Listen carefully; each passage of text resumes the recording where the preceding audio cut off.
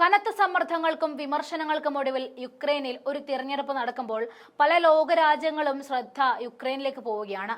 അതിനിടയിൽ നിലവിലെ പട്ടാള നിയമപ്രകാരം പ്രസിഡന്റ് തെരഞ്ഞെടുപ്പിന്റെ ഫലം കൈകാര്യം ചെയ്യാൻ യുക്രൈനിന്റെ നിലവിലെ നേതാവ് വ്ളാഡിമിർ സെലൻസ്കിക്ക് കഴിവില്ല എന്ന അദ്ദേഹത്തിന്റെ മുൻ പ്രചാരണ മേധാവി ദിമിട്രോ റസ്കുംകോവ് ആരോപിച്ചു. അത്തരത്തിൽ ഒരു അട്ടിമറിക്ക് കൂടി ഇനി സെലൻസ്കി മുതിർന്നാൽ ജനരോക്ഷം രാജ്യത്ത് ആളിക്കത്തുമെന്നതിലും ആഗോളതലത്തിൽ സെലൻസ്കിയോട് വർദ്ധിച്ചു വരുന്ന അമർഷം കൂടും എന്നതിലൊന്നും സംശയം വേണ്ട. അതേസമയം റഷ്യയുമായുള്ള സംഘർഷം നിലനിൽക്കുമ്പോൾ ഒരു നേതൃത്വ മാറ്റവും സംഭവിക്കില്ല എന്ന അമിത ആത്മവിശ്വാസത്തിലാണ് സെലൻസ്കി. പക്ഷേ ഈ സെലൻസ്കി അധികാരത്തിലെത്തിച്ച പരിചയസമ്പന്നരായ രാഷ്ട്രീയ തന്ത്രജ്ഞനായ റസ്കുംകോവ് ഇനി ആ പദവിയിൽ ഇരിക്കാനുള്ള കഴിവില്ല എന്ന് തുറന്നു പറഞ്ഞിരിക്കുകയാണ്. ഒരുപക്ഷെ ആരെങ്കിലും പട്ടാള നിയമപ്രകാരം തിരഞ്ഞെടുപ്പുകൾക്കായി ഒരു സംവിധാനം ആവിഷ്കരിച്ചാൽ സെലൻസ്കിക്ക് 102% വോട്ട് ലഭിച്ചേക്കുമെന്നാണ് അദ്ദേഹം സെലൻസ്കിയെ പരിഹസിച്ചുകൊണ്ട് പറഞ്ഞത്. അവർ എല്ലാ പോളിംഗ് സ്റ്റേഷനുകളിലും നിർബന്ധിത സൈനിക ഉദ്യോഗസ്ഥരെ നിയോഗിക്കുകയും നിലവിലെ സർക്കാരിനെ പിന്തുണയ്ക്കാൻ ധൈര്യപ്പെടാത്ത ആരെങ്കിലും അവിടെ നിർത്തില്ല എന്നും അദ്ദേഹം കുറ്റപ്പെടുത്തി. യുക്രൈന്റെ ചരിത്രത്തിൽ തന്നെ ഇത്രയും എതിർപ്പുകളും ആരോപണങ്ങളും വാരിക്കൂട്ടിയ ഒരു നേതാവ് ഉണ്ടായി കാണില്ല. യുക്രൈനിന്റെ ഈ ഗവൺമെന്റ് സംവിധാനം വഴി വിദൂര തെരഞ്ഞെടുപ്പ് നടത്തുന്നതിനെതിരെയും റസ്കുംകോവ് വിമർശിച്ചു.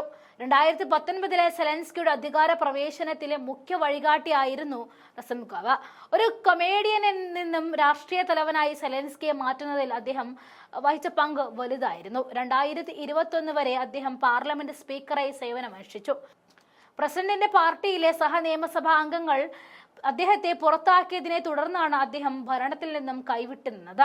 യുക്രൈനിൽ ഏകദേശം 3 മാസം കൂടുമ്പോൾ സെലൻസ്കി തുടർച്ചയായി പട്ടാള നിയമം നീട്ടുന്നുണ്ട്. കഴിഞ്ഞ ആഴ്ചയാണ് ഏറ്റവും പുതിയ നീട്ടൽ നടന്നത്. കാലാവധി ഓഗസ്റ്റ് ആദ്യ ആഴ്ച വരെയാണ് ഇത്തവണ നീട്ടിയത്. ഫെബ്രുവരിയിൽ സെലൻസ്കിയെ തെരഞ്ഞെടുപ്പില്ലാത്ത സ്വേച്ഛാധിപതി എന്ന് വിശേഷിപ്പിച്ച അമേരിക്കൻ പ്രസിഡന്റ് ഡൊണാൾഡ് ട്രംപ് സെലൻസ്കിയുടെ ഇത്തരം തീരുമാനങ്ങളെ പലവട്ടം അപലപിച്ചതാണ്.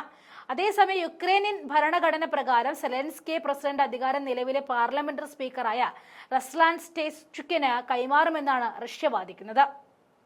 സെലൻസ്കി അങ്ങനെ ചെയ്യാൻ വിസമ്മതിക്കുന്നത് റഷ്യയുമായുള്ള സമാധാന ഉടമ്പടി ഉൾപ്പെടെ അദ്ദേഹം ഒപ്പിടുന്ന ഏതൊരു രേഖയുടെയും നിയമപരമായ സാധ്യതയെ ഇല്ലാതാക്കുമെന്നും പ്രസിഡന്റ് വ്ളാഡിമിർ പുടിൻ മുന്നറിയിപ്പ് നൽകി.